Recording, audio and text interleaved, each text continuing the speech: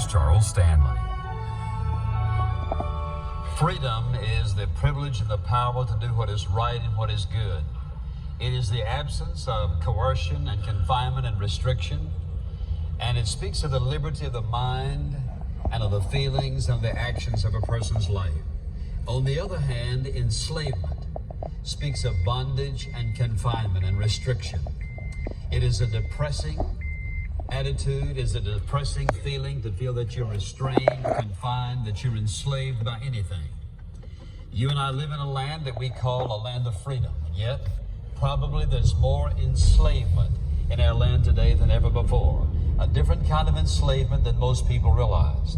And it's interesting that men will fight and die for freedom and turn right around and submit themselves to a power greater than themselves and become enslaved to some form of sin that dictates and governs and guides and dominates and controls their life absolutely and completely.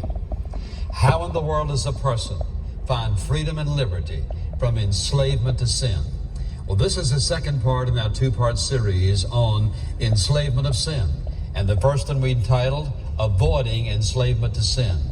And the title of this message is Freedom from Enslavement to Sin. And I want you to turn, if you will, to John chapter 8. In the 8th chapter of John, Jesus is talking about freedom, and he's talking about what it is that sets us free. And in this chapter and several chapters of John, he's dealing with the Pharisees and Sadducees, explaining to them who he is and how God is working in his life. And so he says in the 31st verse of the 8th chapter, Jesus therefore was saying to those Jews who had believed him, if you abide in my word, then you are truly disciples of mine, and you shall know the truth, and the truth shall make you free. They answered him, we are Abraham's offspring, and have never yet been enslaved to anyone. How is it that you say you shall become free? Jesus answered them, truly, truly, I say to you, everyone who commits sin is the slave of sin. That is, a person who continually commits sin becomes its slave. And the slave does not remain in the house forever. The Son does remain forever. If therefore the Son shall make you free, you shall be free indeed. Now it's very evident that enslavement is certainly not anything new, or Jesus wouldn't have been talking about it 2,000 years ago. But neither is the response to the accusation of bondage new, for the simple reason, listen to what happens. They said, why, we've never been enslaved to anyone. And Jesus said, unless the Son makes you free, you will not be free. But if the Son makes you free, you will be free indeed. Now, oftentimes people want to deny the very possibility of being enslaved by anything. And so they either deny it or ignore the fact that they can be enslaved by sin.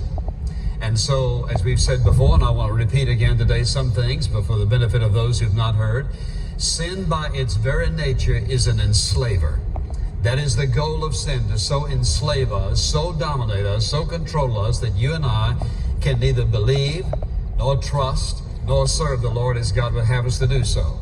And as a result, a person's life can be absolutely destroyed by many, many different forms of sin. And if you recall what the Apostle Paul said in the 6th chapter of Romans, when he was warning us against it and talking about the victory that we could have, he said in the 14th verse that sin shall not have dominion over the child of God. In the 16th verse, he says, do you not know that when you present yourselves to someone as a slave for obedience, you are slaves of the one whom you obey, either of sin resulting in death or of obedience resulting in righteousness? And then he says, for when you were slaves of sin, you were free in regard to righteousness. So therefore, he says, when you and I are enslaved to sin, then righteousness will not be found in our life. And so when you think about that, you think about the fact, well, how does a person become enslaved to any kind of sin? It is a process. It usually begins with a thought, with an idea, with a desire, a strong desire for something that someone feels like they absolutely cannot live without or does not want to do without. And so that desire becomes stronger and stronger. And so even when that person participates in sin and their conscience begins to smite them or sting them, they feel it. They respond to it, oftentimes confessing their sin, repenting their sin. The next time they do the same thing, they feel the same thing.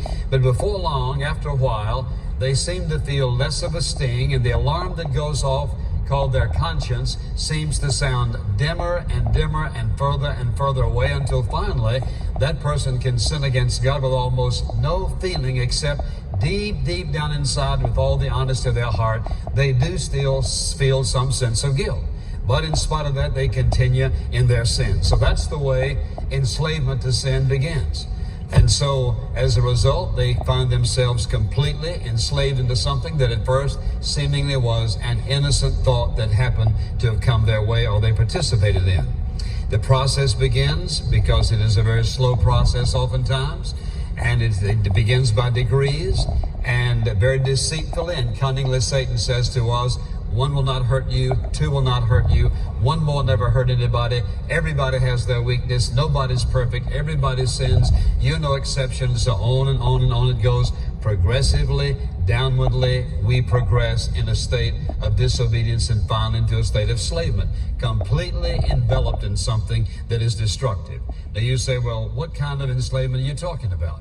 Sometimes it can be some very, very strong, very, very enslaving attitudes and emotions or actions. It can be alcoholism, it can be drugs, it can be sexual addiction, or it can be this drivenness to succeed, this drivenness to prosper in life that oftentimes drives people to sickness and almost unto death. Sometimes it can be an attitude of cynicism, a critical attitude, a critical spirit. Oftentimes it can be a sense of a lack of identity, and so a person's... Charles Stanley, you may be gone to heaven, but your messages will be listened to over and over again. Have a great day and God bless.